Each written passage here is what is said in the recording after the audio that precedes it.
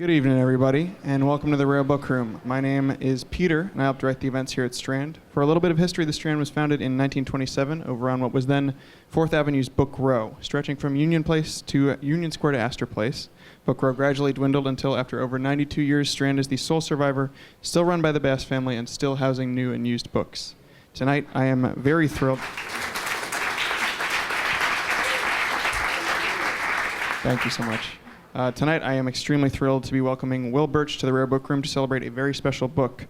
Will has written, performed, and produced music as a former member of the Cursal Flyers and the Records, and a studio hand with acts like Dr. Feelgood, Hollies, Bill Bremer of Rockpile, and many more. He later moved on to writing for music magazines such as Mojo, and in books like No Sleep Till Canvey Island, The Great Pub Rock Revolution, and Ian Dury, The Definitive Biography. No. I'll get better. As of last month, he followed these with Cruel to Be Kind, the life and music of Nick Lowe. Drawing on their long friendship and history together, it follows the iconic songsmith and producer through his long career up to the present day, leading Bob Mayer to describe Will as the St. Paul to Nick's Jesus of Cool. It's a real treat to have Will with us to discuss his latest book, and doubly so to have its subject here as well. Nick Lowe has written and recorded any number of indelible, unforgettable songs and records, including the one that gives Will's book its title, and most recently in stellar form with Los Straitjackets on the singles Tokyo Bay and Love Starvation, both on Yep Rock Records. His wit and capability with words and sounds have elevated him more than deservedly to the rock and roll pantheon, and Will's biography gives Nick's story its due with aplomb. I am beyond thrilled to have him here tonight to hash it out, or at least hash out all of it in some, or at least, I hope, some of its gory details. Here as well to moderate the conversation is returning Strand alum Alison Stewart. Alison is an award-winning journalist whose career has seen her reporting with NPR, NBC News, ABC News, and CBS News. She currently hosts and corresponds for PBS. She's the author of Junk, Digging Through America's Love Affair with Stuff, with which I identify immensely, for which we were happy to host her this past May. I could not be more jazzed to be here tonight with these three, so I will get out of the way, and please join me in welcoming Alison, Nick, and Will to the Strand.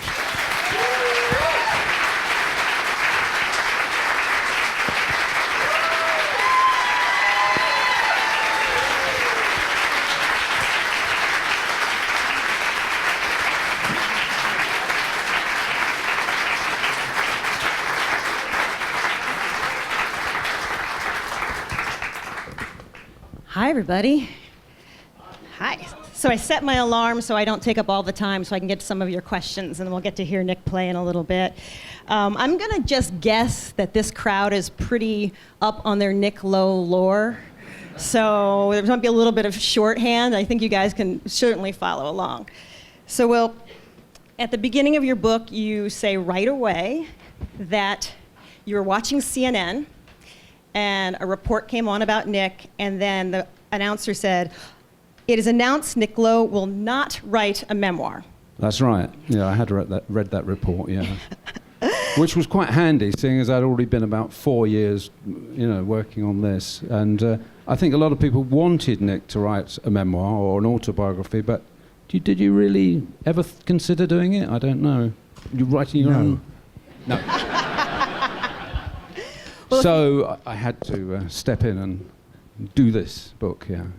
Well, a few years later, you also say that Nick said in an interview, "Actually, the writer Will Birch is doing a book about me. I sort of disapprove of it." So how did we get from those two statements to sitting here? Well, I just carried on, and Nick thought I'd never finish it, I think. And we would meet fairly frequently, and I would interview Nick and listen to his stories. I was gathering material. And then after a few years of this, because it went on quite a while, I said, I think it's about time Nick read something I'm writing. So I printed off very studiously, conscientiously printed off 3 sample chapters and gave them to Nick to take home and read. And I didn't hear back from Nick, and then I phoned his home, and I said to Peter, Nick's wife, I gave Nick an envelope with some, chapters to read. Do you think he's read them yet? And she said, were they in a brown envelope? I said, yeah, they were. She said, yeah, they're under a pile of telephone directories in the downstairs bathroom. However, a little bit later, when things started to get serious, Nick did read some stuff and contributed, for which I'm extremely grateful. But I think Nick didn't think we'd ever finish the thing. I think that was it. Nick, what changed your mind that you decided, you know what, I'm going to go with this. I'm going to go with someone writing my life story. I'm going to contribute. I was seduced. I was seduced by my original feeling when Will asked if I minded him doing this. Was I was extremely flattered. Of course, I'm only human, of course I was, but very, right on the heels of that feeling, the negative, negative feelings sort of crowded in, and I thought that I could maybe not take part in it, stand slightly aloof, and have Will do all the work. And go around and talk to people, and I didn't really mind what people said about me. In fact, actually, the more unrealistic it was, the better. I thought, because I've actually been at dinner parties and social situations where people have told a story. Saying, "Oh, do you remember that time, Nick? It was you, me, so and so and so and so. We all went to so and so. And you remember that guy came out and said?" And I've sat there and thought, I have never heard anything. This doesn't mean I was not there. I was not there.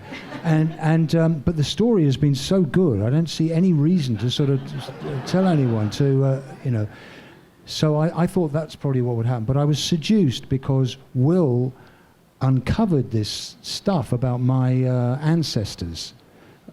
Turns out that my great-grandfather was actually American, and I didn't know that, but for a bit of family, rumor, that exists in all families really. And when he uncovered this stuff about my antecedents, and we started meeting, as he indicated, we used to meet for lunch in this slightly disreputable club in London. It was very agreeable. We've been friends for a long time, and we have a few drinks and something to eat. And he started uncovering this stuff. And before I knew it, he was telling me about my great-grandparents. And then next thing I knew, it was my dad. He asked me a few questions about it. And then next thing I knew, I was talking about Reckless Eric.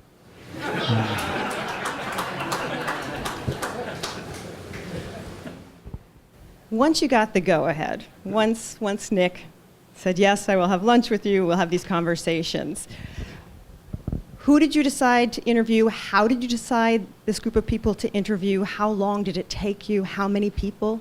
Well, you make a list. Usually, I would say about 60 musicians, friends, family members, etc., that Nick's been associated with, and you try and pin them down. And some of these people and you've got their phone number, that's quite easy. And some of them you have to find if they're particularly, for example, Daryl Hall or Chrissy Hind. I don't have their phone numbers, but luckily I got to them. The thing is, and some people obviously refuse to speak to you. You get that. And some people speak to you and then they say, take it all out. Actually. So I would say to track somebody down probably can take a month, and to pin them down to have a chat, either in person or on the phone, can take another month. And then you meet with them or you speak to them on the phone, and then you speak to them for maybe an hour. Half hour would be short, 2 hours, some of them. You transcribe it, and you've got the material which you're going to put into the book. And you can only really do one or two of those concurrently. So over the year, it takes 7 years or something like that. But that's how long it takes me to do this kind of stuff. When you were interviewing people, what kind of information did you want? What were you searching for? I wanted the dirt. Straight up dirt. About him. Well, if it's musicians, I didn't want to make the book too musicianly, but when you're speaking to somebody like Ry Cooder, for example, you're going to get a musical type of a reply about guitar, well, actually about Nick's bass playing style, which Ry has a lot of time for, But you're wanting stories that are going to entertain the reader, And you want stuff you don't know. I mean, a lot of it is already documented, but I wanted new stuff. So that was the objective, really, yeah. Nick, did you ever say to Will, I really don't want you to go down that road. I'm not really that interested in having that part of my life be dissected? Not really. I never said that, but sometimes when I did read. When you got round to it. When I got round to reading it, sometimes I didn't like seeing my reported, a lot of reported speech, because when you're speaking to, especially someone you're friends with, so you're not on your guard. It sounds like, when you read it back, it looks like the village idiot, has actually has been let out for the day. So I didn't really like seeing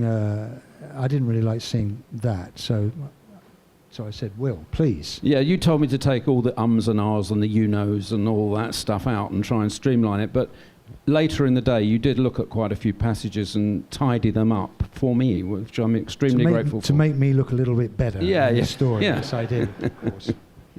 One of the words that comes up a lot when you read about Nick, when you read the book, is the word fan.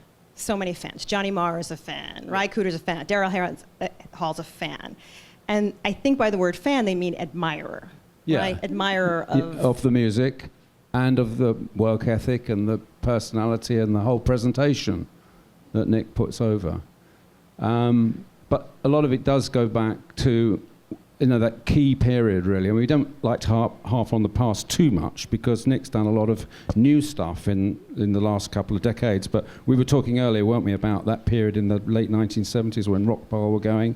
And that's a period where a lot of people latch on to that, don't they? And Cruel to Be Kind, a hit record and stuff like that. So that's the fan base really started there. But Johnny Marr, he couldn't be complimentary enough. Yeah. You even describe yourself as a fan early on in the book. Yeah. How did you, Will the writer and the journalist, contend with Will the fan as you're writing the book so that you didn't end up writing a big smoochy love letter? Yeah. Well, I knew it was going to be a bit sycophantic from the start, so I didn't challenge myself too much. Yeah, I'm a music fan, not only of Nick, of quite a lot of rock music, I guess, and country music. But I particularly like Nick's songwriting way back when Nick was in a group called Brinsley Schwarz. Well, just after they broke up, around about 1975, I think Nick would admit you were in a little bit of a wilderness period, weren't you? Not quite knowing. This is before Stiff started. I was in the wilderness. Yeah. I was in the 40 days, and I was in a group called Curzon Flyers, and we had a recording contract, and Nick wrote a song for us called Television, which Dave Edmunds later covered. But I remember Nick gave me the 7.5 inch tape, like reel-to-reel tape, which I've got stashed away somewhere. Haven't had to sell it just yet. And it was about the second song you ever had covered. But I was such a fan of his stuff when he had been in Brinsley Schwarz. Terrific songs, which we know, Peace, Love and Understanding and many others.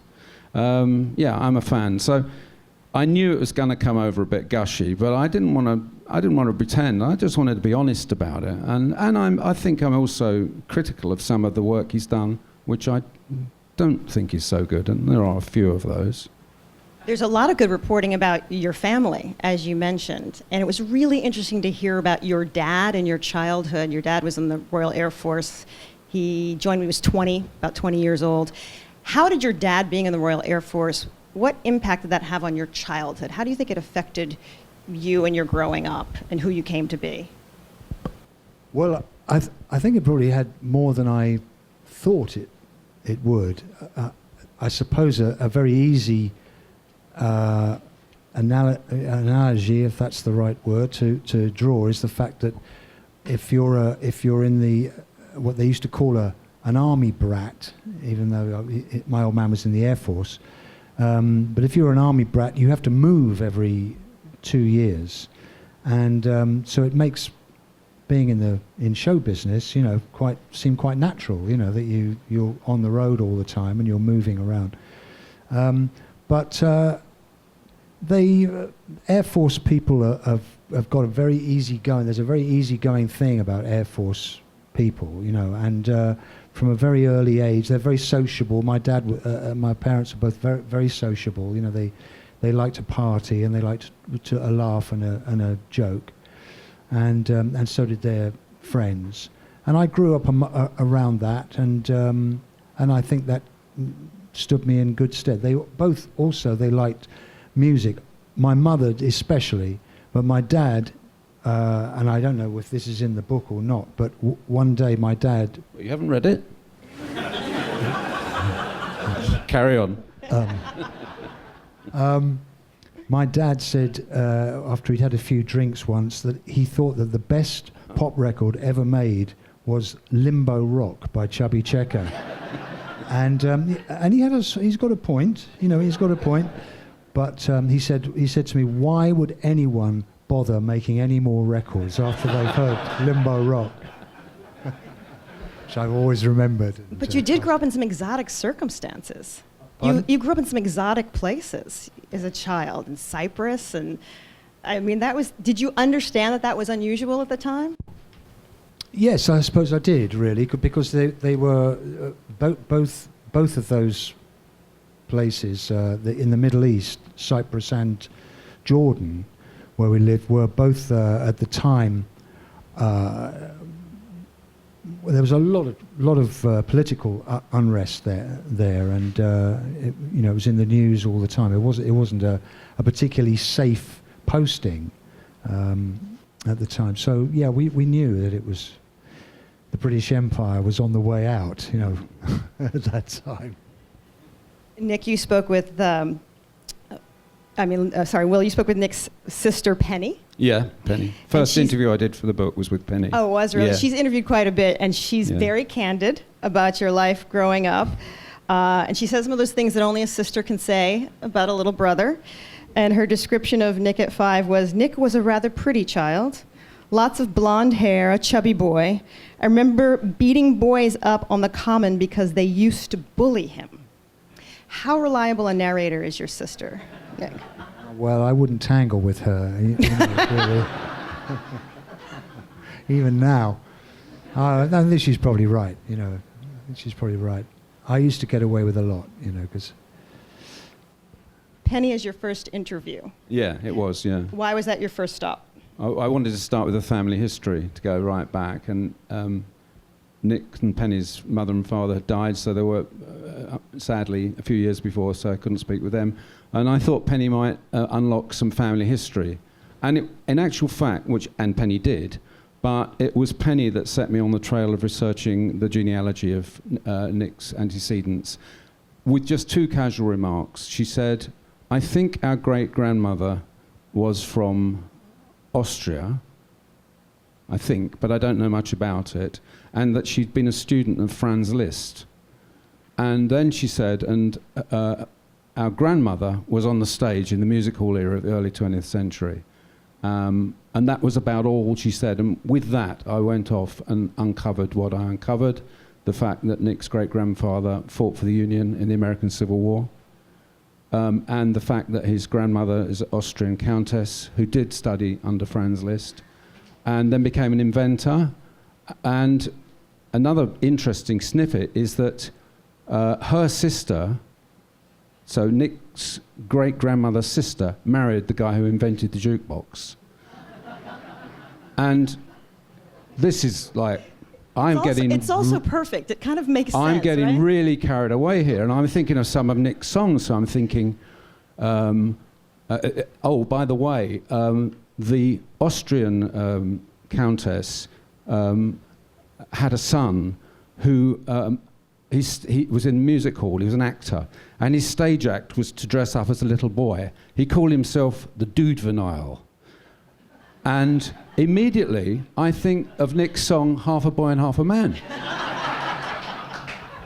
And it's incredible. And then the great-grandfather and a guy he went into business with were terrible, liars, really. They lied their way across America. And I'm thinking all men are liars. And then, of course, Nick has a song called The Rose of England with the line, from high on a hill I heard the clarion call. And I'm thinking, this is Abraham Lincoln, you know, for the Civil War. And so this is a kind of romantic idea I've got. But it's like a secret bloodline with all these hints and clues. And that really got me excited. It made me want to finish the book, really. Yeah. Nick, as you're reliving all of these stories and you're talking to your friend Will, and he's also being a reporter and writing about your life story and your professional life, as you looked back on it, what was something over the course of your career when you look back, you think, I got that exactly right. I did the right thing there. And then what is something that you thought, oh boy, I really muffed that one up? What a question. I don't know how to. I really think that there's probably hardly anything I got right. I mean, if you're talking about professionally, I've made some very good choices with the friends I've made. There's no doubt about that. But professionally, I've bumped into things. Is how I feel like it. I've just bumped into things and been lucky enough to either have them stick to me or for me to cling on to them. It seems so there's so much luck involved in it. My little boy, I have a little boy, he's 14, and he's showing very, very worrying signs of being a musician. And I know that sounds strange, but I think it's so difficult nowadays for youngsters going into the music business. In Will and my day, there wasn't the competition, that the openings were very small, that nowadays, paradoxically, there's so much opportunity that there's no opportunity somehow. And I fear for him, I really do fear for him, because I don't know what else he can do. He's a lovely lad and all the rest of it, but he's clearly is musical. And I don't know what I would have done without a healthy dose of luck. Will, you can answer this question more objectively. What was something you think Nick made a really good choice about in his career? I think that when his days as a pop star came to an end, so really around the 1980s, when he'd made quite a few albums during the 1980s and toured very hard, and some good stuff on those records, but he'd kind of done that. And then I think Nick took a step back and reviewed his musical approach for what people refer to as the second act of his career. So that kicked off in the early 90s when he made an album called The Impossible Bird.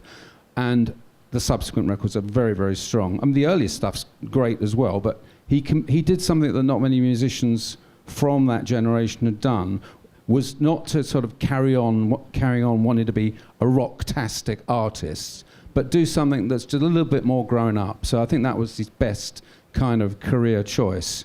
And also several people have commented that Nick, during that period, he didn't attempt to go on dressed up like a rock and roller, like some of them persist. I mean, Elvis Costello said, who would you rather be Nick Lowe or Steven Tyler from Aerosmith? He said, Steven Tyler is a lovely guy, but isn't that an awful lot of work every morning? And Nick was natural, grown up, and really one of the, if not the first person to do that. So I think that was the major achievement there for him, yeah. Okay, sure. You got a question? Clearly. You don't shy away about talking about substance abuse in the book and the difficulties you had and the deep impact it made on you, especially with psychedelic drugs. Why did you want to tell that story or have that included, Nick? And what do you hope people get from reading about that? Because particularly the part about the psychedelic drugs is really moving, and I think anybody who likes your music or cares about you will be moved by that part of the story, your story. Well, I don't know what it says, actually. You mean you haven't read it? Well, not as yet, not as yet. But When you're on a long train journey, okay? I will. I will. No, He did talk about that period. I think during the Brinsley Schwarz period, very early days, late '60s, early '70s. it wasn't- when you took a trip. I think is that what they call it? That's what they call it. When you went on a That's what trip. they used to. Bad trip. Yes, Daddy-O. But they, I didn't want to sort of tell any of it really, but it is documented. You know, it's been out there, and my story is just the same as lots and lots of other people's, from who were up to all those things in the 60s and in my case in the late 60s and early 70s. But it's something that happened, and I was lucky enough to come out the other side. But lots of people, as we know, didn't. Why do you think you were able to come out of the other side? Well,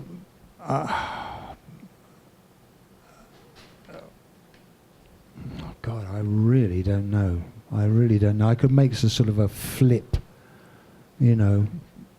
comment about it, but I can't really think of one at the moment. I think I'm just. I honestly don't know. I really don't know. I was in quite a bad way at that time, but woke up and. We did talk about it. I mean, I did say to you that story and this story, and you did want some of this out, and I think you actually said, leave it in. It's what happened. It's the truth. Because I was slightly concerned that young people might read it, but I think it I think I was a really good example you made of doing it. We left a lot of it in, and it's in there. And, yeah. Well, and the way it's in the book is, I mean, you really are rooting for you. You realize, like you said, people are reading it, you're a fan, they appreciate your music, and they can tell that you're in a really difficult place, and you just want you to pull through. Actually, just I haven't thought about this at all, but I have to really pay tribute to my bandmates at that time, because they really, because we'd been through this experience with when we came to the Fillmore East, and it was a complete disaster. I mean, it's a funny story now, but when we were kids and when it happened, it was a disaster. It was a complete disaster. But instead of breaking up like most groups did, we sort of banded together and became pretty tight, and we got a house together because it was cheaper for us all to live together, and it was like being in a family. I don't want to get too sort of wet about this, but it was a bit like being in a family. And when I got into trouble with this stuff, they really looked after me, thank goodness. So I was lucky to have those pals. Yeah, it was Who's Got Nick, I believe, was the question. Who's Got Nick? Yeah, that was.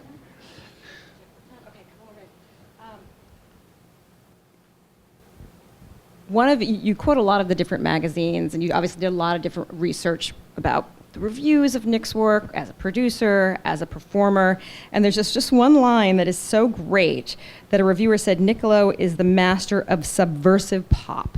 Oh, yeah. Yeah. What does that mean? That was Nick Kent in the NME. Well, Nick Kent was still is as far as I know, a great rock writer, and he came out with that phrase. I think we're talking 77, 78 maybe. This was when Nick was recording the songs that became his first album, The Jesus of Cool, or as it's known in the US, The Pure Pop for Now People. And well, Nick actually, when we were talking about this, Nick was saying how much he loved a lot of the pop music of the day that was sort of sneered at by the rock fraternity. So ABBA, no problem, Electric Light Orchestra, the Wombos, I love it all. And this is Nick. He said, but the thing was, he thought some of those people writing those songs could have made them a little bit more subversive, to have a bit more fun with it, but they didn't think in that way. But I think when Nick was doing some of those tracks, he did start to do that. So I'm guessing we're talking about things like Music for Money, which talked about the record industry, I don't know, Mary Provost, I don't know, subversive, trying to shake things up a bit in a very subtle way. Is that a fair comment? I suppose so. I don't remember really thinking about it as a, you know, that closely. But I was always very attracted to the idea of writing or making records, really, where the tune is at odds with what the lyric is saying. You know, I like the idea of doing a cheerful sing-along pop melody, you know, with a lyric that was kind of sinister, you know, in a way, or could be seen that way. That was. Is that what you're? Yeah, I think that's what you did. You think that's what Kent was getting at? I think that's what Kent. Yeah. Before I go to our audience questions, I do want to talk a little bit about your work as a producer. You're a really great producer. What do you like about producing? I mean, it's your job, but what do you like about it, producing other people? Well, I don't really do it at all now, but at the time I sort of fell into it, really, because I was involved with Stiff Records. There were three people, Dave Robinson and Jake Riviera, who Jake and Dave really started Stiff Records, and I was the third element, really, because Jake managed me, and I shared a flat with him in London. So I became the house producer, because I'd been in a recording studio more than they had, really. And also in those days, if you decided you were a record producer, and you told everyone you were one, then you were one. It was a kinder, gentler time. That's all I can say. And the job then really involved, you didn't actually have to touch a knob at all. You could just, my technique really was to wave my arms around, tell a few jokes, and to sort of encourage them to go further than they thought they could. And I'd been very influenced when I was in the Brinsley Schwarz. We had a record producer called Steve Verocca, an American guy from New York. He produced our last album, which actually never came out. But he was the first sort of proper. He was old school. He was a real old school guy. But he was the first record producer proper record producer, as far as I was concerned, that I'd met. And I remember him, when I was going to do a vocal on one of our tracks, he stopped me in the corridor and said to me, I can do quite a good impersonation of Steve Verocca, actually, but I won't. But he said, now I want you to remember. And I said, yes, Steve. And I thought he was going to tell me, not to move my car, before the, He said, I want you to remember that this man is someone who is at his wit's end. He doesn't know what is going to happen next, because this... and he started telling me this story, and I realized he was talking about this song that I was about to... it was a lyric, what I thought was a pretty corny lyric, of this song that I was about to go out and sing. It never occurred to me that anyone would actually listen to it and direct me, into what the feeling of the thing was. He said, I want you to put an emphasis here on this. This is very important, on this word. I want you to bring that out, because no one had ever talked to me like that before, and I thought this was fantastic. This involvement in it, and so I was very influenced by him. And when I produced, especially, again, the luck was that the people I got to produce were really, really good, and that was purely by luck. People like Elvis Costello, Graham Parker, the first people I did, they were really, really good, and they were music fans as well. And I used to talk to them like Verocca did to me, and you'd see them react to it. You'd see them blossom, and really perform, really go out there and perform. Instead of just knocking it out, they would actually perform like they're making a proper record. And as I say, I didn't know really anything about. I got a lot of credit for some of the records I was involved with for the way they sounded, but really, I didn't have anything to do with that other than to tell the engineer, no, make it more, I didn't actually twiddle knobs myself, but I was good at telling other people, how to do it. You had your own language too. It was tremendous fun. It was tremendous fun. But then almost overnight in the 1980s, the way pop records were made changed almost overnight, like a seismic shift.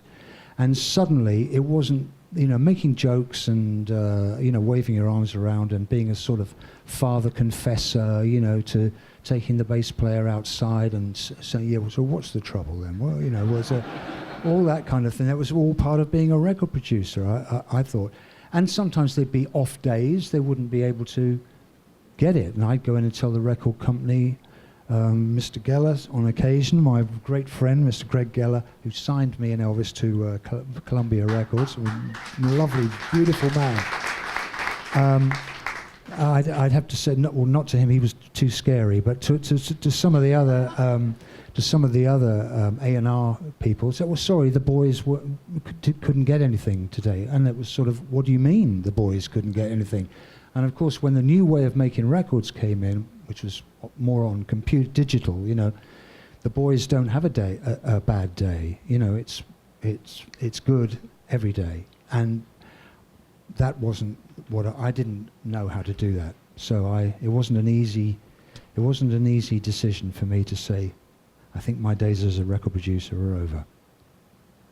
But you clearly loved it just from that answer. Oh, briefly, yeah. I did, yes, briefly. It's a brief affair. Let's get to some questions. Nick, will there ever be a Stiff Tour reunion? Oh, God. Definitely not. No. I can say there's no doubt that will not happen, no. Are you in contact at all with Dave Edmonds? No, I'm sorry to say I'm not. Dave is a sort of reclusive figure. He always was. He always was. Hermit. He's a happy as a hermit. That's what he likes to be. Will sort of knows a little bit more about that, Dave. But no, I'm not. I wish I was. I really do sincerely wish I was. But he's not happy with me, and I don't really know why. But I really wish I was in touch with him. Nick, can you tell us a little about the production process with Elvis during the Get Happy Trust era? Did you hear the songs first when you were in the studio? What if you didn't like the road-tested versions? Oh, that's a great question, but it's like a seminar kind of question, isn't it? I think they'd be okay with that. Yeah, I can't. The answer would be long and fairly tedious to most of the room, I think. But from what I can remember, we used to sort of make it up as we went on. Sometimes with Elvis, especially, he would change the way the song went. Sometimes it would start off as a slow tune, and by the time we'd finished, it would be an up-tempo thing, and vice versa. So we used to really just follow the way the music took us. So I can't give you an accurate answer to that. And here's our last one. You play several instruments. What does a great bassist need to do in a group? What does a great bassist need to do in a group? What's the job of a great bassist? Well, not get in the way, really, and definitely not be too loud. Bassists should be seen and not heard. You are friends. I think that was one of yours. Will, this book took you a really long time to write. You clearly devoted so much time to the research and the writing and the editing. What about it are you proud of in terms of it being a piece of work? Well, one or two of the reviews I've read have said it's quite a easygoing book to read. I mean, I don't claim to be a great writer. I think what I'm kind of good at is research and knowing my subject. I mean, I wouldn't dream of about writing a book about a musician I didn't like and I didn't know anything about. It has to be somebody I'm a fan of. I did a book of Ian Dury before this one. And so I really enjoy the research and getting to the people and getting them to talk. The editing process can be a little bit stressful sometimes, especially when your editor sends it back and saying, take that chunk out. But that's what an editor's job is, you know, so I appreciate that.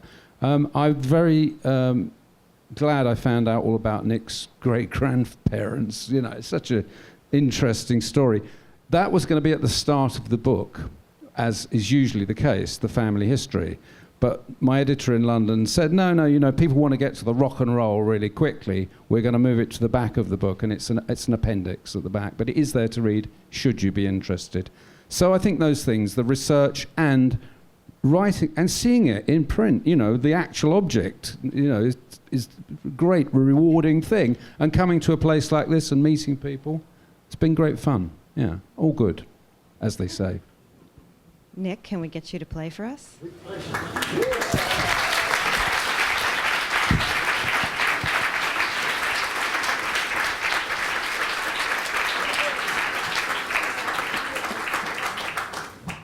Yeah.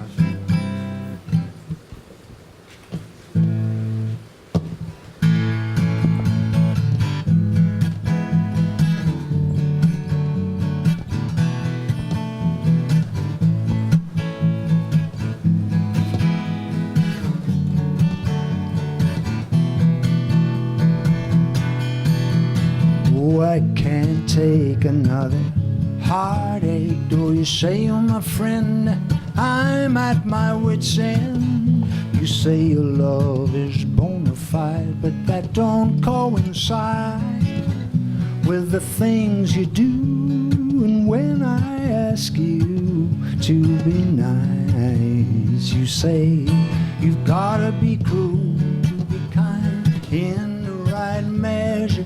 Cruel to be kind, it's a very good sign. Cruel to be kind means that I love you, baby. You gotta be cruel to be kind.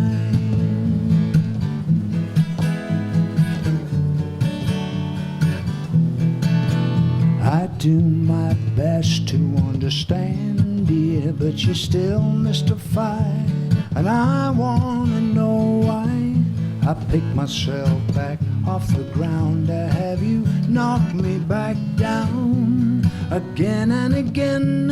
And when I ask you to explain, you say you've gotta be cruel to be kind, in the right measure.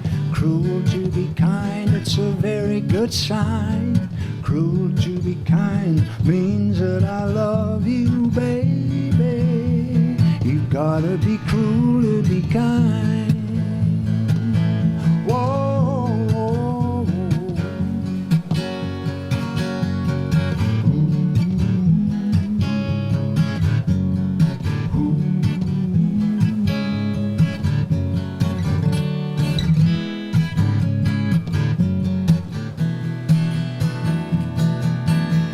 well, I do my best to understand, dear, but you're still mystified, and I wanna know why. I pick myself back off the ground to have you knock me back down again and again. And when I ask you to explain, well, you say you've gotta be cruel to be kind, in the right measure. Cruel to be kind, it's a very good sign. Cruel to be kind means that I love you, baby. You've gotta be cruel to be kind, oh, in the right measure. It's a very, very, very good sign. It means that I love you, baby. Said, baby,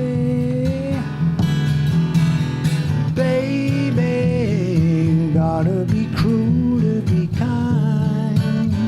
Ooh, ooh, ooh.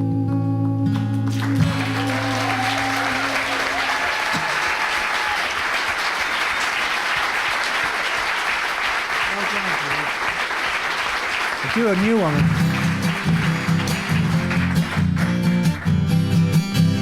Do a new one.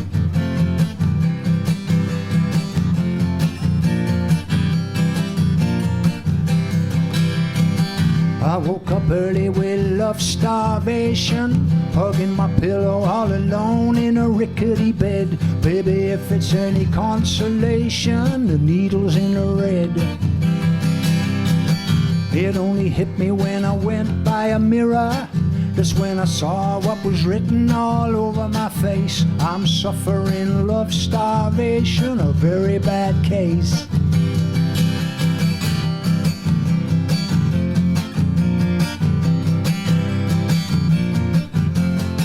I tell you something about love starvation. It's like a prison in your mind you're locked up in. Disappointment, desperation, your two old friends.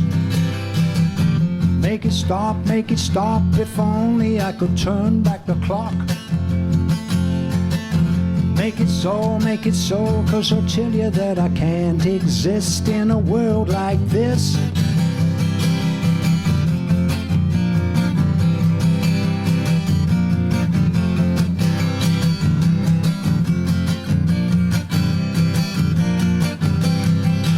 Show me a love that comes in colors, or even one I can dream in black and white. Any love is better than no love, so any love's right. Make it stop, if only I could turn back the clock now. Make it so, 'cause I'll tell you that I can't exist in a world like this. I woke up early with love starvation, hugging my pillow all alone in a rickety bed. Baby, if it's any consolation, the needle's in the red. The needle's in the red. Love starvation, baby, it's got me on the back foot. It's put me in a dark and lonely place. Got me never knowing if I'm ever going to start living again. Love starvation, baby. Love, love, love, love, love, love, love, love, love, love, love, love, love, love.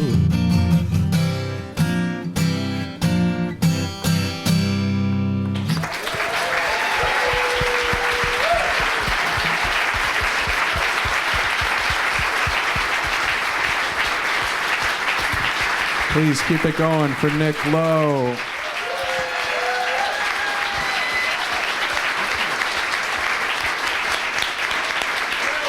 And while you're at it, please as well keep it going for Will Birch, author of Cruel to Be Kind. And for Alison, our capable moderator, author of Junk. Thank you so much for being with us tonight. And thank all of you as well for being with us tonight for this very, very special evening. I'm so glad to share with you guys, and thank all three of you again so much. We are going to get situated and take a couple minutes, take a breather, and then sign some books. So if you haven't had a look at the books, we have plenty available in the back, along with some of Nick's wonderful records. There's a water fountain in the back. Just hang tight where you are, and we will start calling you up for the signing in a couple minutes. Again, on behalf of the Strand, I thank the three of you, and thank all of you for being with us tonight.